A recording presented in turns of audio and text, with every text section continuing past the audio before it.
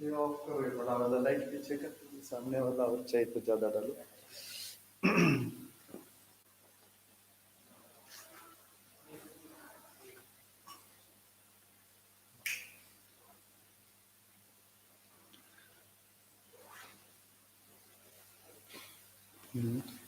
On करो.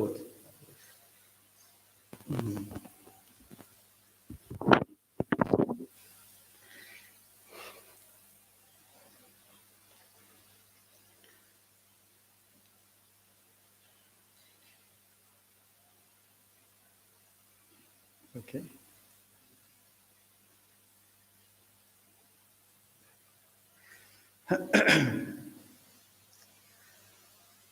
नमो तस् भगवतो अरहतो सम्मा संबुद्धस्स.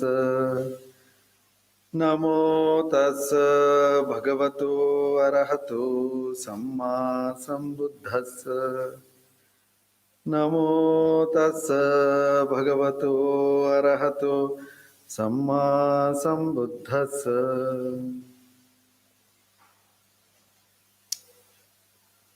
Very good evening, everybody, and welcome to this evening's Dhamma program.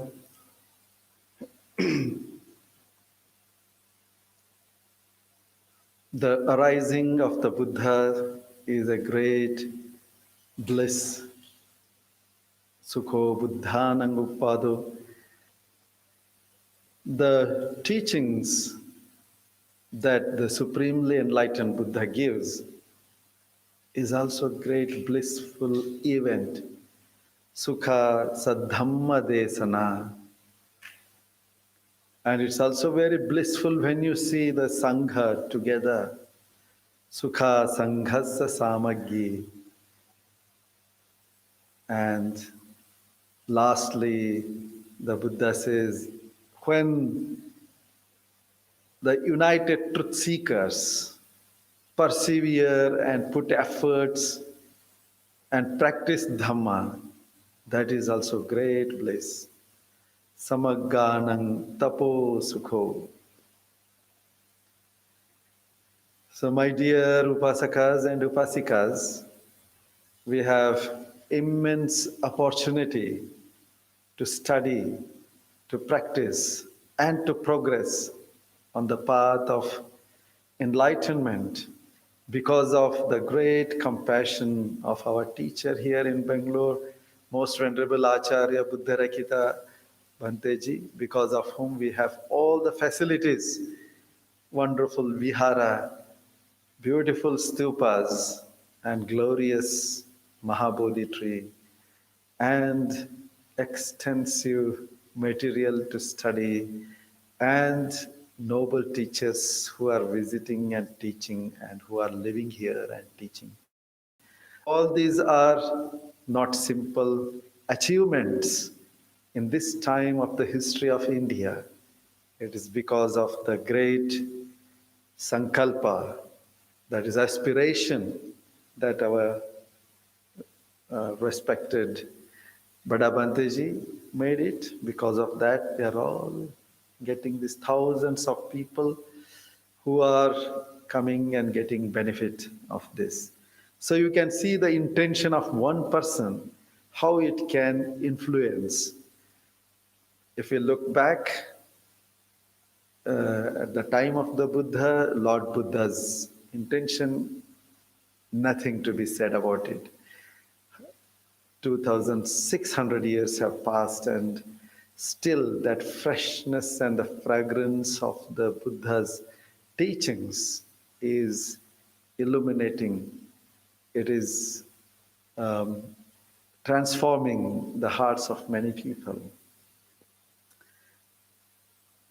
But even in our days, this is an example where one person's clear intention, compassionate intention, can also produce many good things. That's what I wanted to emphasize. So, in your daily lives, in your life, have a real good mission, the mission of transforming yourself into an enlightened person. into a compassionate person, a wisdomful person, that will make your life more worthwhile. For all the nature that we are using, the air and water and the food and everything that we are using on this earth, it should have some worth, some value. So to do the real justice, if we take few steps towards this transformation, then I think it is really paying back to the nature, to the earth, to the people, to the beings, to everybody, to the teacher, for all the things that we have used. So, dear Upasakas and Upasikas, today we are going through this lockdown due to this coronavirus, but this lockdown is also teaching us many lessons. We are able to reshape, re-understand many things which were fixed in our mind with certain perception. Now we have to re-understand, rethink, re-evaluate the priorities in life, the priorities in our society, the priorities with the nature. So it is really time to reconsider and make course correction, a change, a transformation that is needed. That is, we are able to think because of this sudden onslaught of this virus attack and the tension it has created all around the globe because of the sickness and deaths. But if we observe very carefully, then we can find much more dangerous viruses that are attacking our minds. Look around and you can see how much of hatred is there and how much of glorified hatred is there. Not just hatred, not just some kind of resentment, irritation, or frustration, but there is hatred which is glorified, that you have to fight and you have to kill. Look at the number of animals that are destroyed, that are killed, be it in the name of eating, be it in the name of rituals. Horrible. It is just horrible. You can't even imagine that violence is so nicely, uh, it is made into festival, it is made into a big event of achievement. Now this is the result. This violence creates dukkha. Anything that you make, any inputs that you give to create dukkha will create dukkha only. That's the simple law of cause and effect. Millions and millions and millions of animals, birds, they are killed and killed and killed and killed. And still we claim to be respected as human beings, called as human beings. But at the mental level, at the karma level, karmic level, it is not human level. It is subhuman level.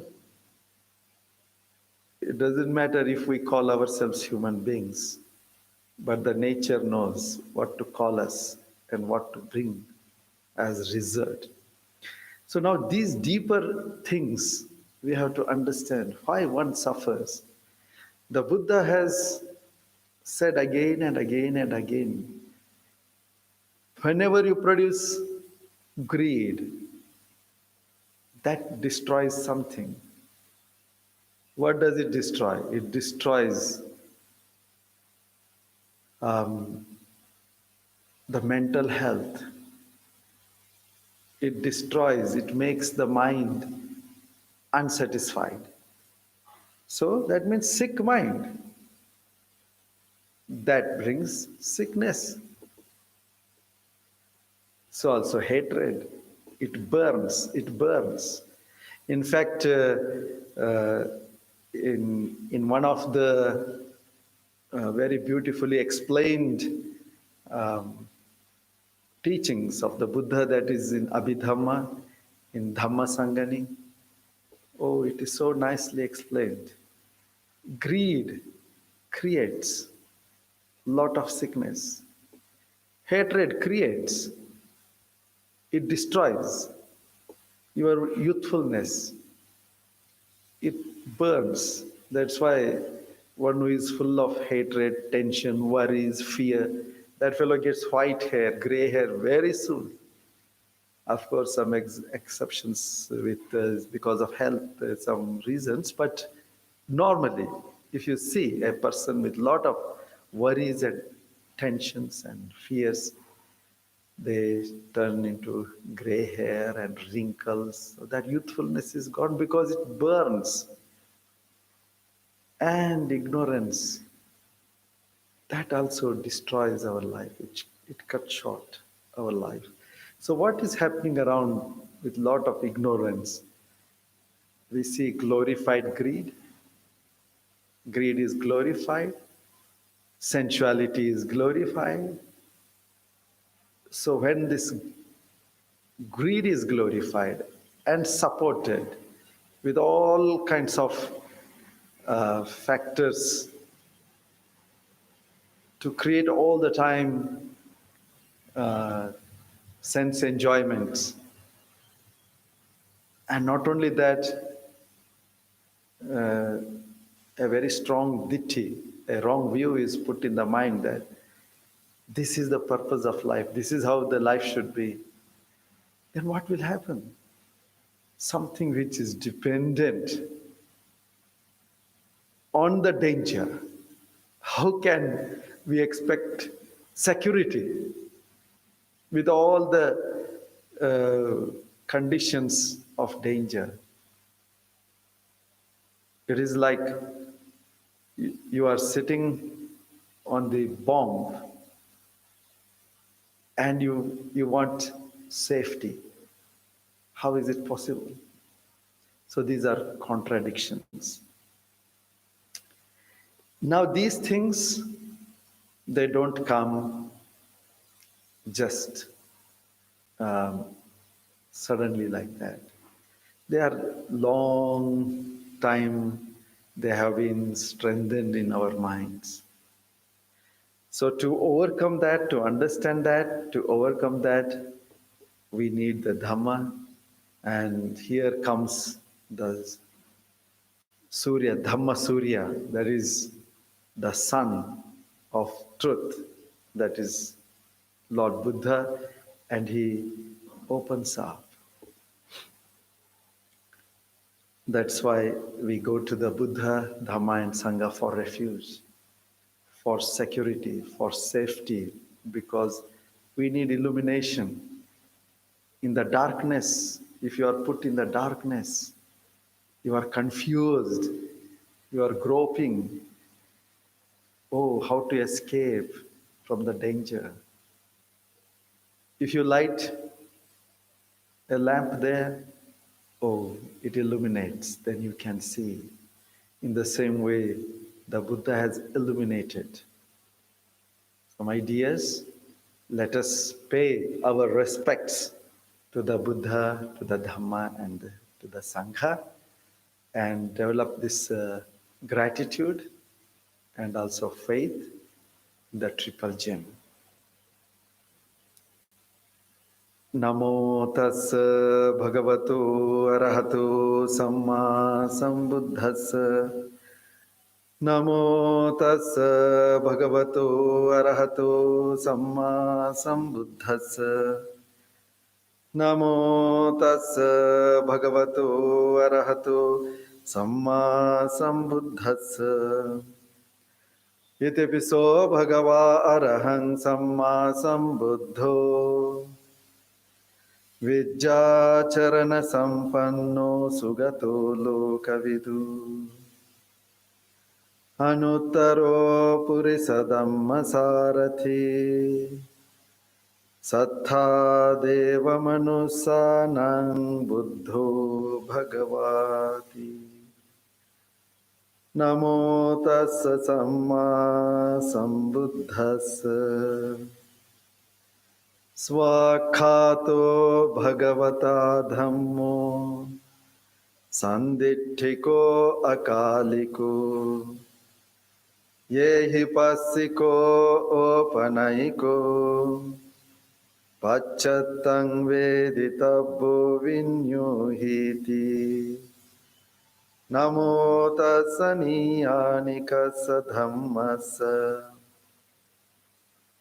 supatipanno bhagavato savaka sangho ujjupatipanno bhagavato savaka sangho nyayapatipanno bhagavato savaka sangho samicipatipanno bhagavato savaka sangho yadidang chattari purisa yugani Atta purisa puggala yesa bhagavato savaka sangho ahuneyo pavuneyo dakhineyo anjalikaraniyo anuttarang punyakhetam lokasati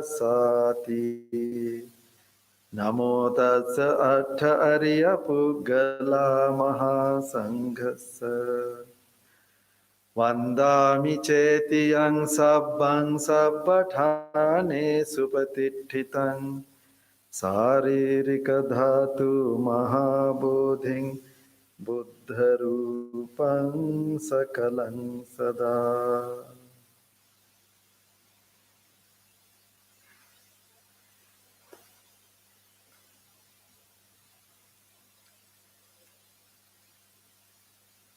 We will meditate for a few minutes.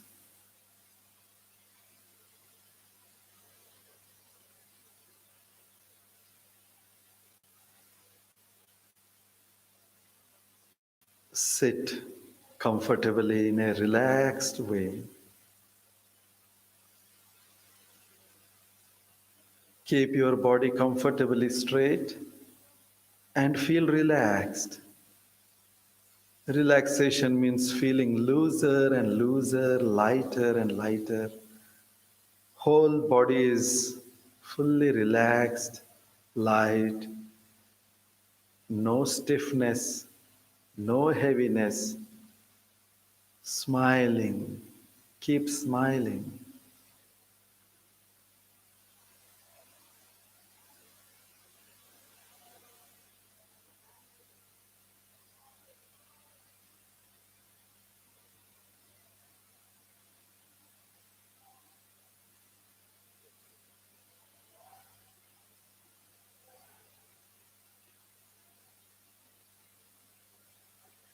Focus your attention on your breathing, in breath and out breath.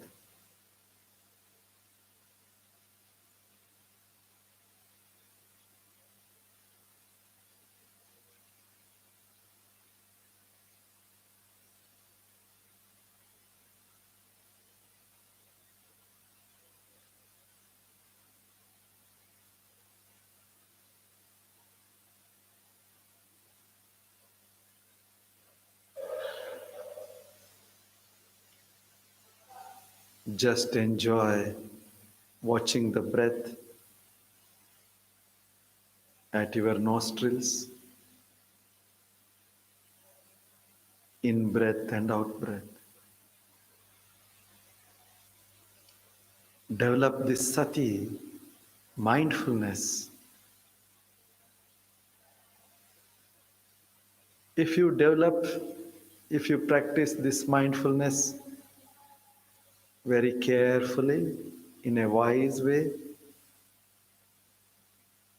it will take deeper and deeper and deeper to the deepest level. automatically. It is like you have a torch, a very good torch, and as you walk in the darkness, the further steps are automatically shown clear by this torch. So also with your sati and panya, wisdomful mindfulness. It is very exciting, very elevating. Just be with the breath, do nothing else. No need to think, no need to conceptualize, no need to imagine, no need to judge, no need to have any opinions, no need to have any liking, no need to have any disliking. Freedom here and now. In breath is in breath, out breath is out breath. Just watch as it is, moment to moment, and leave it. Let go, leave it. Let go, leave it. Mind wanders, just know it, leave it. Come back to breath.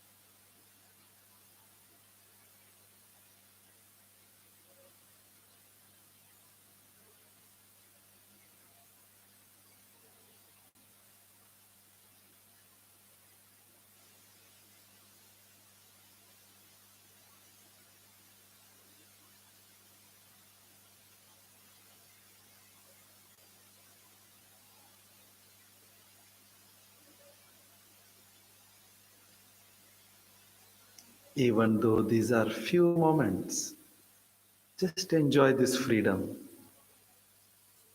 The freedom with doing nothing.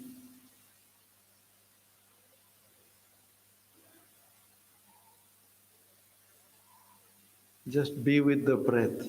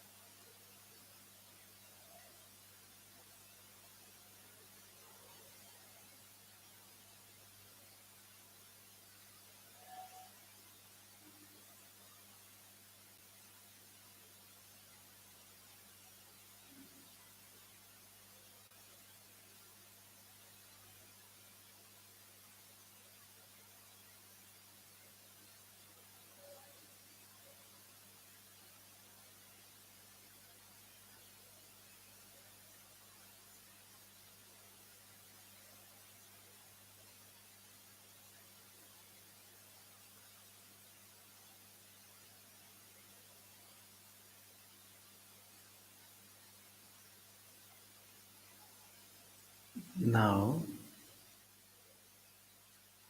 just visualize your smiling face. Smile and give deep metta, loving kindness to yourself. May I be peaceful and happy.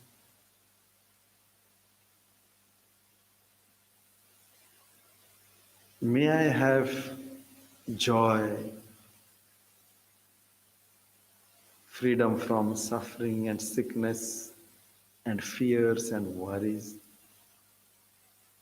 This joy, this mindfulness, this understanding to watch everything that is happening in the world, to face this world with this loving kindness, compassionate love. All beings be peaceful and happy. May all beings be peaceful and happy.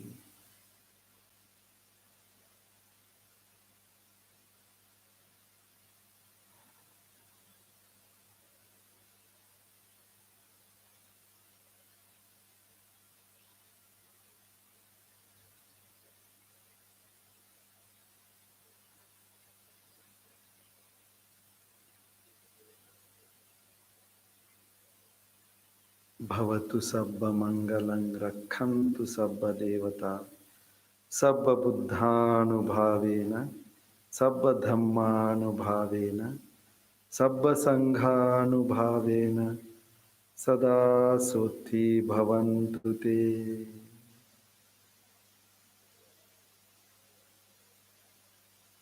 Open your eyes.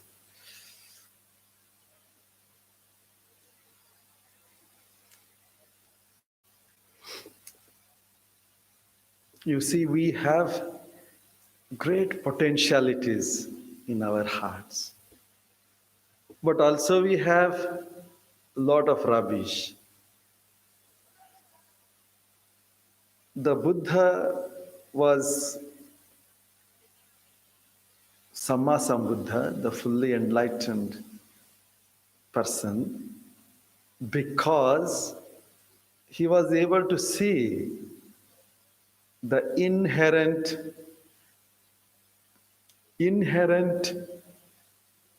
negativities that are stopping us to progress, and the inherent wonderful faculties that we have got. So this is called asaya anusaya jnana indriya paropariya jnana. The supremely enlightened Buddha is very special teacher, special person, or specially enlightened person. You can say why? Because of very specific six powers, six knowledge that he had. One is asaya anusaya jnana, that is to see and understand what are the underlying defilements in a person which are influencing that person now. Indriya paropariya jnana, what are the underlying potentialities, wonderful positive potentialities, which if they are activated, that person will just go ahead. And then the Buddha had the very special power of Mahakaruna Samapatti, that is to spread his Buddha mind all over the universe and scan and see who are all the beings ready for receiving the Dhamma. So then he would give that Dhamma that day. Every day in the morning, he used to spend in Mahakaruna Samadhi, scanning the whole universe. And whoever was ready, then he would go and teach them. That is specific, very unique capacity to the Buddhas only. And so also Yamaka Patihariya Jnana, that is the absolute mastery over the material world, all all the material elements, earth element, water element, fire element, and wind element. Absolute mastery. So, in the way the Buddha wants, he can use these material elements. That is also some Buddha's special power. Anavarana jnana, that means anything that Buddha wants to know, he can know. Whenever he puts his mind, it just opens up. Anavarana. Nothing can be hidden. No person, no living being, or any things, anything that Buddha wants to know, just opens up. That is the Buddha mind. And then Sabbanyuta Jnana. That is the knowledge of all knowing one, the entire material world, entire mental world, and entire Nibbanic experience. Everything. That is Samyak Sambuddha's jnana. So these six qualities make a supremely enlightened Buddha very special, very extraordinary. There are Pacheka Buddhas and Arhants who are also fully enlightened people, fully liberated people, fully free from all defilements and karmic bondages, but they will not have these special abilities. These abilities the supremely enlightened Buddha got because of his immeasurable compassion, and because of that compassion fulfilling the 10 paramitas for a long time. So the Buddha had these abilities. Now we have to look into ourselves. The Buddha has given enough teaching so we can read and we can hear and understand and we can use that. But then here we don't have somebody standing in front of you and telling, oh, now you are like this or you are like that. That because this guidance is also very important. If you get good teachers, you are really fortunate, and you should get good teachers. You can get good teachers when you you are you are really prepared for that. You are prepared for that. It is not that somebody has to come and manage your life. You have to prepare. You have to build that merit inside you, and that merit should bring you nearer to a good guide, teacher. That teacher, Kalyana Mitra, whom the Buddha calls Kalyana Mitra, can be your mother, father, husband, wife, children, friend, or teacher, or uh, the spiritual guides. They can be anybody. So it's merit, inner merit that takes us to really, really good teachers and to find some enlightened monks and to listen to them. That's a great, great uh, opportunity in our lives. So uh, you see, sometimes we have immense potentialities, but it is covered with certain layer, very thin layer, which has to be removed. And this we have to keep on doing and trying and trying and trying with our mindfulness practice. That is the only way to develop mindfulness and wisdom. For example, there was one person who was he was called Panchakagga Dayaka. Panchakagga, Pancha means five, Agga means always first, and he was very generous. That's why Dayaka, one who gives. Dana is Dayaka or Dayika for ladies. Why he was in what way he was first in five things.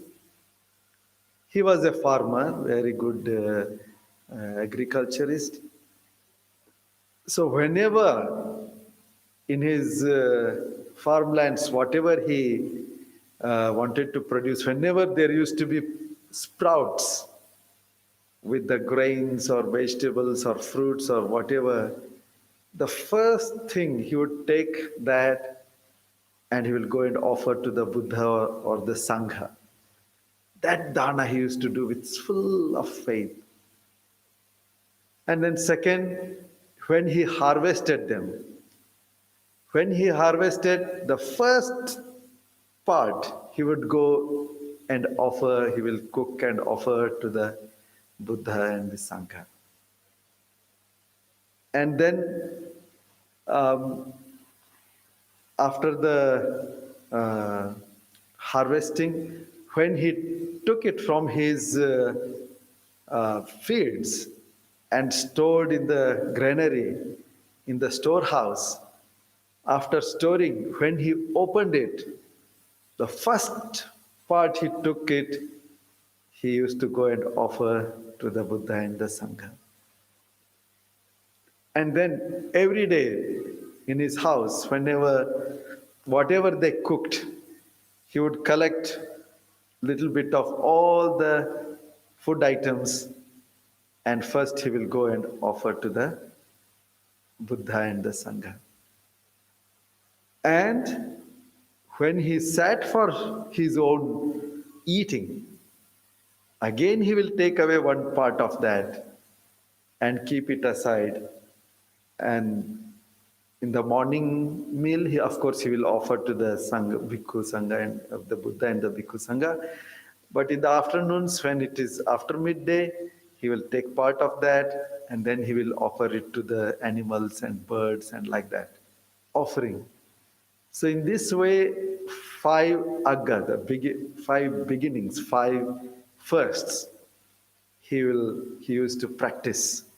So that's why his name became Panchakagga Dayaka, the giver in all the five firsts, first in five ways. Now he was so faithful, so faithful to the Buddha and Dhamma and Sangha. And his wife was equally faithful. Now, his wife always supported him. She participated in that. Whether he tells or not, she also practiced like that. So faithful, so devoted. One day, it so happened that the Buddha saw that in the morning meditation, the Buddha saw this couple in Savatthi, living in Savatthi. He saw this couple. Oh, this couple, the both of them are now ready to understand the Dhamma. Every day in the morning, the Buddha used to go for alms round Pindapata.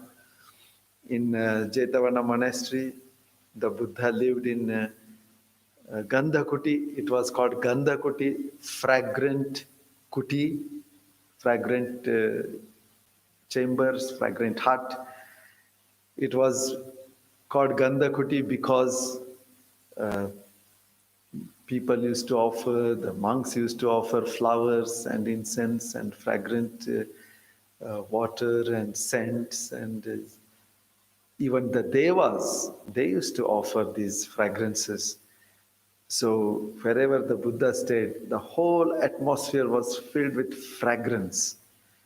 So the Buddha used to be there, and all the other monks every day, they used to get ready with the robes fully covered to this neck, this parimandala, taking their pindapata and everything nicely dressed. They used to come and wait in front of the Gandhakuti, and then when it was time, the Buddha would come out of the kuti, and then he would lead the whole Pindapata this Pindapata wandering.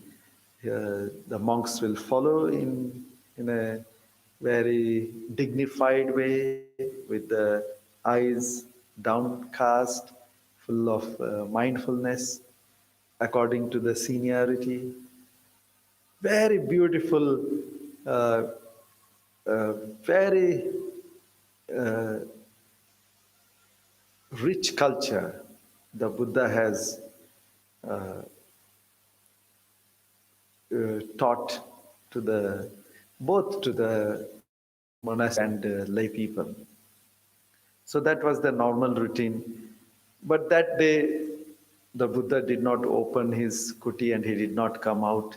And when it is time, the monks would wait there and they know that they have to go on their own.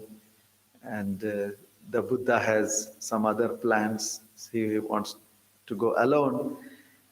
So they would then pay respect and they go around three times this kuti and then they walk in the city in different streets and they collect their alms food. So little later, the Buddha went alone to this couple, the street in which this couple were there. So then he went from house to house collecting the food. And when he went in front of this house, now this couple, so devout, Pancha Agga donors, both husband and wife, they are offering so devotedly. Now that was the time when this husband sat for his lunch very nicely. His wife had cooked and many items, and he sat very nicely, washing his hands. He was just about to start his lunch, and his wife, as a very devout wife, after serving him, she took fan and she started fanning him. He was about to start. Then the Buddha came in front of the door, standing with this Pindapata.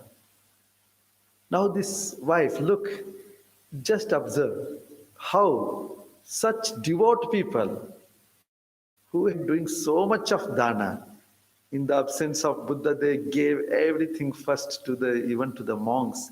They did not miss. Now the Buddha has come in front of the door, and this wife, she looked at the Buddha, and instead of telling the husband, or instead of going herself inside kitchen and bringing some food items, a negative thought came. She thought, oh, now the Buddha has come. Whole day, whole morning I have worked and cooked and served my husband. Now if I tell to my husband that the Buddha himself is standing, I know my husband is very, very devout. He will just rush and he will invite Buddha and he will offer all the things that I have cooked to the Buddha. Then I have to cook once again. Oh, now I am tired. So even though she saw the Buddha, she was fanning, she did not care, and she put that fan in between her husband and the Buddha so that her husband would not see the Buddha. And the Buddha knows what is happening in her mind, and everything is clear. The Buddha had a very special power, that his body was all the time emanating golden light, golden radiance. But he did not show it off. When he wanted, he could show. So that day he said, okay, let me brighten this house. So he just brightened that house with golden light. This husband who was about to start his food, suddenly he felt something is there. And then he asked, what is happening? Why this glow? And then he looked around and he saw the Buddha there. And as he was full of devotion all the time, he rushed and fell at the feet of the Buddha. He took the bowl and he said, "Oh, Bhagwan, please come inside and receive our dana." And by then, the wife also, her mind was also changed. For that short time, this wife's mind was hindered. Even though she practiced so much dana, even though she had so much of faith, everything was there. But this little layer suddenly cropped up and covered her all good things, potentialities in her in that moment. So they both invited, then she also invited, and the Buddha accepted, and the Buddha came inside. They had prepared a place, and so Buddha sat there. They offered very delicious food, and after uh, receiving the food, the Buddha uh, gave blessings, and he just said, "Oh, attachment to these five aggregates, this mind and body, uh, this physical body, and then mental aggregates like feeling, perception, mental formations, and the consciousness. Oh, attachment to that is really, really dangerous. One should be free from that attachment." Very simple advice. But just look at the very surprising thing that happened. When he blessed with those words, this wife, few moments before, who was even did not have this intention to offer dana, she was trying to hide, she became sotapanna. As the Buddha said about the five aggregates and attachment, he said, give up that attachment. She really, then and there. And then, as Sotapanna, she saluted and offered. Both of them poured water and requested, "Oh, Bhagwan, please partake of this food." And then the Buddha had his meal, and after that, they washed the bowl and everything. They dried and they kept, and once again, they worshipped the Buddha. And then the Buddha gave another teaching, and just small verse, and then this husband also became Sotapanna. His heart was also opened up. So you can see there are inherent sleeping defilements. They are called anusaya. Anusaya. Sayati means sleeping. Anusaya, sleeping together or deeply sleeping.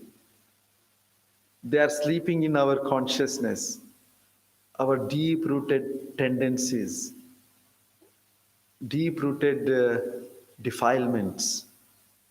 Raganusaya, Patiganusaya means lust, hatred, mana is ahankara, ditti, wrong view, vichikicha, doubts, and then there is bhavaraga, attachment to existence, avidya, that is ignorance. We like to be in ignorance. We don't want to open our hearts. Instead, we are satisfied in ignorance. Now, these are all latent, underlying, underflowing tendencies. Now, these things now and then crop up, and they cover our wonderful indriyas. Saddha, Saddhindriya, faith we have got, Viri Indriya, effort we have got, Sati Indriya, mindfulness, Samadhi Indriya, concentration, Panya Indriya, wisdom. Now these uh, potential is it is also we have got, just like in in the mines, how the gold is hidden in the gold mine. Like that, these potentialities are there. Now, they have to become active. And these uh, latent tendencies, negative tendencies, we have to dig and remove and remove. Otherwise, they cover up. Just imagine that lady who did not want to give dana at that moment, in spite of her whole lifelong devout practice. That came. So you may be practicing very nicely, but sometimes you may have curtains. Mind may go crazy. Mind may get confused. Mind may get doubts. Oh, that is why we don't have right now, we don't have the Buddha to come in front of us all the time and tell, hey, now you are doing like this, now you are doing like that. That is not possible. Now we have to create our Buddha. Who will be our Buddha? Mindfulness and wisdom. They are the essence of the Buddha. That is what we take from the Buddha and bring in us. So that mindfulness, that wisdom has to constantly tell us, guide us. So that is our practice.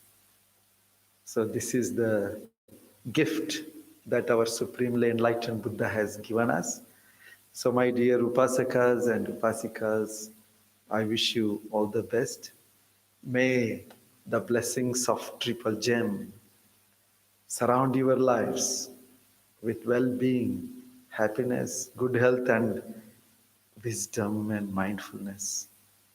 The real precious gems that we have to polish and preserve in our hearts.